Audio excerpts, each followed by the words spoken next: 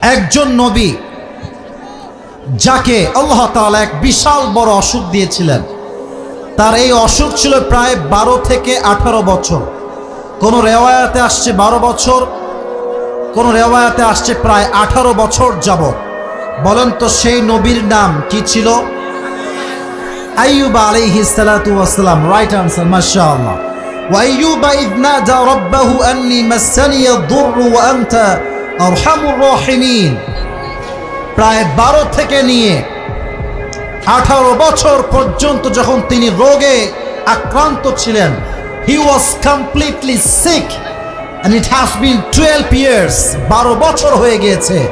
তিনি ধৈর্যের এতটা বড় পরিচয় দিয়েছেন, একটা মুহূর্তের জন্য আল্লাহকে বলেন, আল্লাহ তুমি আমাকে রোগটা কেন দিয়েছো? তুমি কি তোমার কোনো বান্দা কখনো খুঁজে পাও নাই?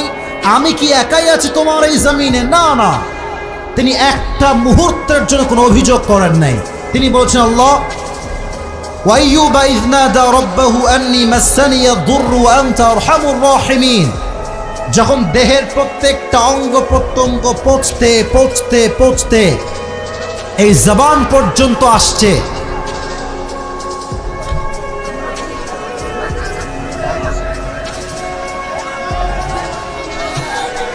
আপনারা বলেন আমি কি করবো? আপনারাই আমাকে বলেন, আপনারা বলেন কি করবো বলেন। আমি কত ট্রাই করছি ভালো করে ওয়াজ করার জন্য, বারবার গ্যাঞ্জাম, বারবার। এমনি হয় আপনি বলেন, এতগুলো লোক কেমনে সামনে যায়? বসে এই তো চুপচাপ, এই যাই না, ধমক দিও না, এই তো ঠিকঠাক। তোমাদের পায়ে আমার হাত প্লিজ আন্না, মেহরবানি করে আমার ওয়াজটা করতে দাও। আমি খুবই অসুস্থ, আমার খুবই ক্লান্ত শরীর। ঢাকা থেকে আসছি, প্রায় 12 ঘন্টার জার্নি, রেস্ট নিয়ে আসতে হয়েছে। কালকে আমাদের প্রোগ্রাম কাছে ছিল, তাই আজকে সুস্থ আছি না, খুব অবস্থা খারাপ হয়েছিল। প্লিজ আর আওয়াজ করবেন না। আইয়ুব আলাইহিস সালাতু ওয়াস সালাম যখন তার দেহের পচন ক্রিয়া আস্তে আস্তে আস্তে জবান পর্যন্ত আসছে, তখন তিনি বলছেন, আল্লাহ দেহের প্রত্যেকটা অঙ্গ প্রত্যঙ্গে পচন তৈরি হয়েছে, কোনো সমস্যা নাই, বাট যে জবান দিয়ে তোমাকে ডাকি আল্লাহ আল্লাহ আল্লাহ আল্লাহ আল্লাহ, এই জবান যদি আমার নষ্ট হয়ে যায়, পচে যায়, আমি তোমার জিকির কেমনে করবো? আল্লাহ ওয়াইয়ুবা ইয নাদা রাব্বাহু আন্নী মাসসানিয়া আদ-দুর। আয় আল্লাহ, আমি ক্ষতিগ্রস্তের শামিল হয়ে গিয়েছি, তুমি তো দয়াময়, তুমি তো মায়াময়। কথার লজিক দেখেন, কথার ভাব দেখেন। আল্লাহ তুমি হচ্ছ দয়াময় আর আমি আছি বিপদে। আচ্ছা বলেন তো, দয়াময়ের সত্তা কখনো কি বান্দাকে বিপদে রাখতে পারে? পারে পারে পারে পারে পারে পারে পারে আল্লাহ আমি আছি বিপদে, তুমি হচ্ছে দয়াময় মায়াময়। তার মানে আল্লাহ আমার শেফা লাগবে, আমার সুস্থতা লাগবে, আল্লাহ তুমি না দয়াময়? এই দোয়া ধৈর্যের সাথে করার পরেই ফাস্তাজাবনা লাহ, দোয়া করার সঙ্গে সঙ্গে আল্লাহ তাআলা আইয়ুবকে পরিপূর্ণ শেফায়ে আজেলা কামেলা দান করেছে। সুবহানাল্লাহ পড়বেন না আপনারা? আচ্ছা, আরেকটা এক্সাম্পল কোরআন থেকে। একজন নবী যাকে মাছ গিলে ফেলেছিল, কি নাম বলেন সবাই? বলেন। ইউনুস আলাইহিস সালাতু ওয়াস সালাম। আচ্ছা ঠাকুরগাঁয়ের ভাইরা, সমুদ্রের গভীর পানির ভেতরে ফেসবুক চলে? বলেন না কেন চলে? গ্রামীণ ফোন চলে? বাংলালিংক চলে? রবি চলে? চলে না। তবে একটা জিনিস সব জায়গায় চলে, এটার নাম হচ্ছে দোয়া। সুবহানাল্লাহ পড়বেন না আপনারা? ইউনুস আলাইহিস সালাতু ওয়াস সালাম মাছে পেয়ে দোয়া করলেন, লা ইলাহা ইল্লা আনতা সুবহানাকা ইন্নী কুনতু মিনাজ জালিমিন। দোয়া করতে দেরি আল্লাহ সাথে সাথে ইউনুস আলাইহিস সালাতু ওয়াস সালামকে মাছের পেট থেকে মুক্তি দান করেছে। সুবহানাল্লাহ পড়েন। দোয়া এবং ধৈর্য জীবনে সবচেয়ে বড় দামি বিষয়। তবে একটা ছোট্ট কথা প্রশ্ন করি, আমাদের অনেক দোয়া কবুল হয় নাই, এরকম মাঝে মাঝে হয় না? আরে ভাই ভয় পান কেন? বলেন না হয় না? আল্লাহ আমারে তুমি টাকা দাও, বাড়ি দাও, ঘর দাও, সম্পত্তি দাও, কত দোয়া করি, অনেক দোয়া আজ অব্দি কবুল হয় নাই। মাথায় রাখবেন, আমাদের সব দোয়া কবুল হয়েছে। সুবহানাল্লাহ পড়ো নাকি সবাই? এখন প্রশ্ন হুজুর, এই যে না কথা তর্ক করা যাবে না প্রিয় ভাই, তর্ক করার জন্য আমরা কেউ আসিনি। এই যে না এই যে আপনারা আমি আছি, let me handle, let me control, please আপনারা কথা বলবেন না, নট আ সিঙ্গেল পারসন, একদম চুপচাপ। আমাদের সব দোয়া কবুল, সুবহানাল্লাহ পড়েন সবাই আগে। কেমনে কবুল হুজুর, এটা কোনো কথা? সব দোয়া কবুল? না, আমি তো আজ অব্দি বিয়েই করতে পারলাম না, দোয়া কবুল হইলো কই থেকে? ঠিক কিনা বলো? আমি তো আজ পর্যন্ত চাকরিই পাইলাম না, দোয়া কবুল হইলো কেমনে? কথা ঠিক কিনা বলেন যুবক ভাই? দোয়া কবুল, বাট এটার 3টা প্রসেস আছে। বলেন সবাই, কয়টা প্রসেস? জোরে বলেন, কয়টা? 1, আল্লাহ যখন বান্দার দোয়া কবুল করে, আল্লাহ 3 ভাবে কবুল করে। 1, চাওয়ার সঙ্গে সঙ্গে আল্লাহ দিয়ে দেয়। সুবহানাল্লাহ পড়েন সবাই। 1, 2, বান্দা যখন চায় আল্লাহর সাথে সাথে দেয় না, একটু অপেক্ষা করায়, আর একটু সময় নেয়, তারে একটু সময় দেয়, ধৈর্যের পরীক্ষা নেয়। যে বান্দা চাইতেই থাকে, বলতেই থাকে, দোয়া করতেই থাকে উইথ পেশেন্স অ্যান্ড সালাহ, ধৈর্য এবং নামাজের সাথে, একটা সার্টেন পিরিয়ড শেষে আল্লাহ তাকে আগের চাইতে আর উত্তম জিনিস দান করে। আর এক হাদিসে আসছে দোয়াটা কবুল করে আল্লাহ এমনে, বান্দা যখন আল্লাহর কাছে দোয়া চায় যে আল্লাহ দাও দাও দাও দাও, আমি তো আর পারছি না সহ্য করতে, আল্লাহ এই দোয়া কবুল করে কেমনে? দুনিয়াতে আল্লাহ তখন তাকে থামায় রাখে। এর বিনিময়ে আল্লাহ তাআলা তার জীবনের যে বালা মুসিবত বিপদ আছে, ওই দোয়াটাকে আল্লাহ তাআলা মাধ্যম করে বান্দার জীবনের বিপদ আপদ সব দূর করে দেয়। এবং সর্বশেষ বড় মারাত্মক লেভেল, এটা সুন্দর একটা সিস্টেম। আল্লাহ বান্দার দোয়া দুনিয়াতে রাখেন না, দুনিয়াতে দেন না। যখন বান্দা কিয়ামতের দিন আটকে যায়, জাহান্নামের পথিক হয়ে যায়, exactly at the same time ওই যে দুনিয়াতে আমরা দোয়া করেছিলাম, ওই দোয়া কবুল হয় নাই, ওই দোয়াকে মাধ্যম করে আল্লাহ তাআলা বান্দাকে জাহান্নাম থেকে জান্নাতের বাসিন্দা বানিয়ে দেয়। সুবহানাল্লাহ বলেন। অতএব দোয়া keep continuing, keep trying, keep going, keep trying, বারবার চান। মা লাম ইস্তাজিল, বান্দা যতক্ষণ পর্যন্ত থেমে না যায়, আল্লাহ বলে বান্দা তুই যত বেশি চাবি, আমি আল্লাহ তত বেশি তোকে ভালোবাসবো। সুবহানাল্লাহ বলেন সবাই।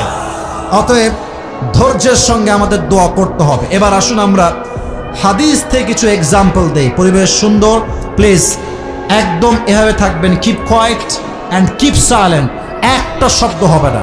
বলেন তো আমার প্রিয় নবীজির বউ ছিল মোট কয়টা? 7টা কি কয় রে? 11টা। আচ্ছা, আমি জানি আপনারা জানেন প্রিয় ভাইরা, আমি প্রশ্ন করছি কাউকে আটকাবার জন্য নয়, মোটিভেট করার জন্য। I need your attention in this programme, আমি মনোযোগ চাই। বলেন তো নবীজির একজন বউ যিনি ভার্জিন ছিলেন, কুমারী ছিলেন, সিঙ্গেল ছিলেন, তার জীবনে প্রথম স্বামী হচ্ছে প্রিয় নবী মুহাম্মদুর রাসূলুল্লাহ সাল্লাল্লাহু আলাইহি ওয়াসাল্লাম। সে কুমারী নারীর নামটা কি বলতে পারবেন সবাই? মাশাআল্লাহ, you are all knowledgeable person, মাশাআল্লাহ। আয়েশা রাদিয়াল্লাহু তাআলা আনহা। দেখেন, আমি এখন কিছু হাদিস কন্টিনিউয়াসলি বলবো, হাদিসগুলো হবে সবে ঘটনা ভিত্তিক। হাদিস বলবো, মেসেজ দিব, হাদিস বলবো, মেসেজ দিব। যে যুবক মেসেজগুলো রিসিভ করতে পারবে শেষ পর্যন্ত, তার জন্য আজকে টুপিও থাকবে, আমার পকেট থেকে হাদিয়াও থাকবে। রাজি আছেন তো ইনশাআল্লাহ? কাউসার, সাদ্দাম বা যে কেউ গিয়ে টুপিটা খুব দ্রুত নিয়ে আসার ব্যবস্থা করো। সবাই তাকবীর দেন, লিল্লাহি তাকবীর। আম্মা জান আয়েশা রাদিয়াল্লাহু তাআলা আনহা একজন কুমারী নারী ছিলেন। নবীজি তার জীবনের প্রথম স্বামী হয়ে এসেছেন।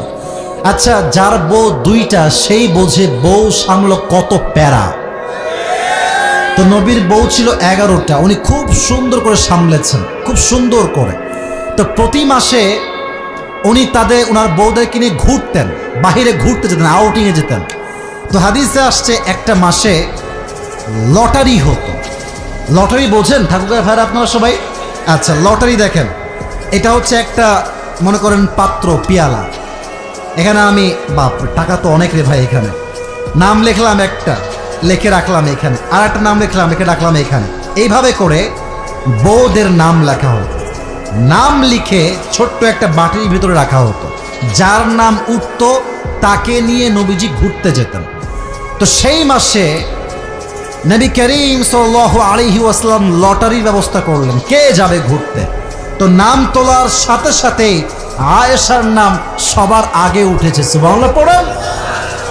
নবীজি বলেন, আয়েশা যাও, রেডি হয়ে যাও, তোমাকে নিয়ে আজকে আমরা ঘুরতে যাব। তো উনি রেডি হয়ে আসলেন, ঘুরতে গেলেন। অনেক লম্বা সফর, লম্বা হাদিস, জাস্ট প্রেসাইজলি বলছি যাতে সময় বেশি একটা না যায়। তো যখন তারা ঘুরে কাম ব্যাক করছিলেন বাসার দিকে, রাস্তার ঠিক মাঝখানে আম্মা জান আয়েশার একটা প্রকৃতির ডাকে সাড়া দেওয়ার একটা হাজত হয়, প্রয়োজন হয়। তিনি বললেন, এই উটের এই খবরদার, আর কোন কথা বলবো না। উট যে নিয়ে যাচ্ছিল পালকিতে করে বলে, এই তুমি থামো, আমাকে একটু হাজতে যাওয়া লাগবে, প্রয়োজন আছে আমার। তো সে থেমেছে। ইন্টারেস্টিং ব্যাপারটা হচ্ছে আম্মা জান আয়েশা ছিল খুবই slim, she was very slim, she was not fat girl, একদম চিকন মানুষ। তো চিকন মানুষ রিক্সায় উঠলে বোঝাও যায় না, নামলেও বোঝা যায় না। আর দেখবেন যখন মোটা মানুষ, ভুঁড়ি ইয়া বড়, সে যখন ভ্যানে বসে দেখবেন ভ্যানের চাকা ব্লাস্ট হবে হবে ভাব। তো স্লিম মানুষ উঠলেও বোঝা যায় না, নামলেও বোঝা যায় না। তো তিনি যখন নেমে গেছেন, চলে গিয়েছেন দূরে, অনেক দীর্ঘ লম্বা সময় তিনি আসেন নাই। এদিকে উটের যেই কন্ট্রোলার, যে উট চালাচ্ছে, উটের যেই মেইন হ্যান্ডেল করছে যে যুবকটা, সে ভাবছে মাশাআল্লাহ উনি মনে চলে আসছে, আমি চলে যাই এখান থেকে। কিন্তু উনি কিন্তু এখনো আসেন নাই, উনি ভুল বুঝে উট নিয়ে চলে গেছে। কিন্তু এদিকে আম্মা জান আয়েশা এখনো আসতেই পারেন নাই। উনি যখন একটু পরে ফিরে আসছেন, দেখছেন উটও নাই, পালকিও নাই, পুরো মরুভূমি, চতুর্পাশে বালি আর বালি, কেউ নাই। উনি তো একটু ভয় পেলেন যে আহা, সবাই গেল কোথায়, আমি এখন কি করব। এবার তিনি বুদ্ধি করে একটা চাদর বিছিয়ে, দুই পাশে চাদর দিয়ে সুন্দর করে মরুভূমির মাঝখানে ঘুমিয়ে গিয়েছেন, শুয়ে গেছেন। ওদিকে একজন সাহাবী, যার নাম হচ্ছে আব্দুল্লাহ ইবনে মুআত্তাল রাদিয়াল্লাহু তাআলা আনহু, যদি আমি ভুল না করি, তো তিনি লস্ট এবং ফাউন্ডের দায়িত্বে ছিলেন। দেখবেন আমার পিকনিকে গেলে, আমার বাড়ির সামনে পার্ক আছে, পিকনিক গেলে আমরা দেখেছি যে যখন বাচ্চারা পিকনিকে যায়, যখন সফর থেকে ফিরে আসবে দেখবেন মাইক নিয়ে বলে, এই অমকের নাম অমক, কোথায় আছো, জলদি আসো, বাস এখন ছেড়ে দিবে। ডাকে না, ডাকে না, ডাকে না। তো উনি ছিলেন সেই দায়িত্বে। উনি দেখছেন যে সবাই আছে, আম্মা জান আয়েশা লস্ট, তিনি এখানে নাই। উনি গেলেন কোথায়? উনি খুব দ্রুত মরুভূমির মাঝখানে আসছে ওনাকে খোঁজার জন্য। তো দেখছে পুরো মরুভূমি ফাঁকা, ঠিক মাঝখানে একটা লম্বা চাদর দেখতে পেলেন, দূর থেকে দৌড়ে আসলেন, এসে একটা কাশি দিলেন। আম্মা জান আয়েশা বুঝলেন যে কেউ এসেছে আমাকে নেওয়ার জন্য। উনি খুব দ্রুত উঠে হিজাব পরে পরিপূর্ণ রেডি হয়ে পালকিতে উঠলেন। লম্বা সফর তিনি ওই সাহাবীর সাথে ওই মরুভূমির থেকে ফিরে আসলেন। এদিকে মুনাফিকের সর্দাররা সুযোগ পেয়ে গেল। তারা ওই সাহাবীর সঙ্গে আম্মা জান আয়েশাকে দেখে বলল, ছি ছি ছি, বলতেও লজ্জা লাগে, বাট নাউজুবিল্লাহ মন থেকে বলবেন। সে বলল যে আয়েশা নাকি এই যুবকের সঙ্গে জেনা করে বাসায় ফিরে আসছে। নাউজুবিল্লাহি মিন যালিক। ঠাকুর গায়ের ভাইরা, আম্মা জান আয়েশার মতো চরিত্রবান নারী কখনো কি জেনা করতে পারে বলে আপনার মনে হয়? হয় হয়। নবীর একজন কলিজার টুকরা স্ত্রী, কুমারী স্ত্রী, তার মতো চরিত্রবান মেয়ের গায়ে কখনো এই সমস্ত জেনার দাগ লাগতে পারে? যুবক ভাইরা বলো। কিন্তু এটা কেউ জানতো না। পুরো মদিনায় মুহূর্তের মাঝে এই অপবাদটা হঠাৎ করে ছড়িয়ে গেল। সব মুখে মুখে আয়েশা নাকি ওই যুবকের সঙ্গে জেনা করে বাসায় ফিরে আসছে। কিন্তু আয়েশা কিচ্ছু জানে না। সবার মাঝে কিন্তু প্রোপাগান্ডা শুরু হয়ে গেছে, আয়েশা জেনা করে আসছে। হঠাৎ একদিন আয়েশা রাদিয়াল্লাহু তাআলা আনহা বাবার বাসায় আসছেন। বাবার নাম কি ছিল? মাশাআল্লাহ, আবু বকর রাদিয়াল্লাহু তাআলা আনহু। আয়েশার বাবার নাম হচ্ছে ইসলামের প্রথম খলিফা, ইসমুহু আবু বকর রাদিয়াল্লাহু তাআলা আনহু। বাবার বাসায় যখন তিনি বেড়াতে আসছেন, একজন কাজের মহিলা দাসী এসে বলছে, আয়েশা তোমার নামে কি হয়েছে, তুমি কি জানো কিছু? বলছে, না না, কি হয়েছে বলো তো আমাকে দেখি। বলছে তোমার নামে পুরো মদিনায় একটা ব্লেম দেওয়া হয়েছে, একটা অপবাদ দেওয়া হয়েছে, তুমি নাকি কি করেছো, তুমি নাকি ওই যুবকের সঙ্গে জেনা করে বাসায় ফিরে আসছো। নাউজুবিল্লাহ পড়বেন না আপনারা সবাই। এই কথা শুনে আয়েশার বুকটা একদম ফেটে গেছে কষ্টে। আমি জেনা করেছি, এটা কে বলেছে, কেমনে সম্ভব? প্রিয় ভাইরা, যুবক ভাইরা, একটু বোঝার চেষ্টা করবেন। দেখবেন যখন আপনার মাঝে বিপদ আসবে, অভাব আসবে, টাকা নাই, পয়সা নাই, দেখবেন আত্মীয়রা, রক্তের মানুষরা পরের মতো ব্যবহার করতে শুরু করবে। আমার কথা রাগ করবেন না। আর যখন দেখবেন টাকা আছে, বাড়ি আছে, গাড়ি আছে, যারা আপনাকে পাত্তা দিত না, তারাও আপনাকে স্যালিউট করতে শুরু করবে। আর আমি খুব দেখেছি মানুষের মাঝে মুনাফেকের একটা ভাব আছে। সামনে আসলে, আরে হুজুর আপনাকে কত ভালোবাসি আপনি জানেন, আপনাকে আমি কলিজার থেকে ভালোবাসি। বাট এই লোকটাই, এই দাড়িওয়ালা মানুষটাই সামনে আসলে দেখায় কি ভালোবাসে, আর এই মানুষটা আবার ফেসবুকে গিয়ে বাপ মা তুলে গালি দেয়। মুনাফেকের রূপ মানুষের মাঝে অভাব নেই। তো তিনি বুঝে গেলেন যে এখন আমাকে কেউ বিশ্বাস করবেন না। হঠাৎ করে সরওয়ারে দো আলম, সৈয়দুল কাউনাইন, সৈয়দুল মুরসালিন, বিশ্ব মানবতার মুক্তির দূত নবী মুহাম্মদুর রাসূলুল্লাহ সাল্লাল্লাহু আলাইহি ওয়াসাল্লাম বাসায় আসলেন। একটু গোমরাহ মুখে আসছেন, মুখে হাসি নেই। বলছে, আয়েশা, তোমার যদি জেনা হয়ে গিয়ে থাকে, তুমি আল্লাহর কাছে তওবা করে নাও। আল্লাহ রহমান, আল্লাহ রহিম, আল্লাহ বান্দাকে মাফ করে দিবেন।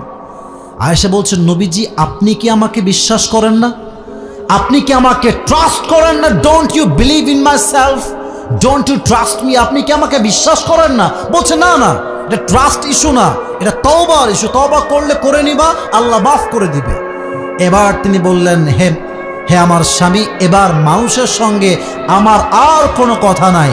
এই মুহূর্তে আমি সবর ধরলাম এক সত্তার উপরে। আওয়াজ দিয়ে বলেন তিনি কে? এবার রেজাল্ট দেখেন, রেজাল্ট, সবর, রেজাল্ট, সবর, রেজাল্ট। রেজাল্ট কি?